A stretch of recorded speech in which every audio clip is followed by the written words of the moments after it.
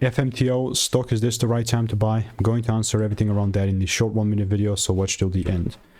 Femto Technologies is sitting at 3.6 cents and just post-market got hit right now. Yeah, it's tough, but they just kind of kept melting. That's all I have to say. I mean, I've done 39,000 videos myself, and I've seen what's making me money and what's not. And my 2 cents on this is that it's still about to keep melting. I mean, what else do I have to say rather than these are the new all-time lows right here? And more likely than not, we're just going to keep melting. I mean, there's nothing else that I would add on this. Me, myself, I'm just going to stay away from FMTO because there's far better tickers rather than trying to force some sort of trades here, you know. So I'll continue to keep you updated nonetheless. So if you want to make more money trading in a simple, lean way, click the first link in the description. It's a free newsletter. Goodbye and enjoy. Comments are also open so that they're not off limits to you.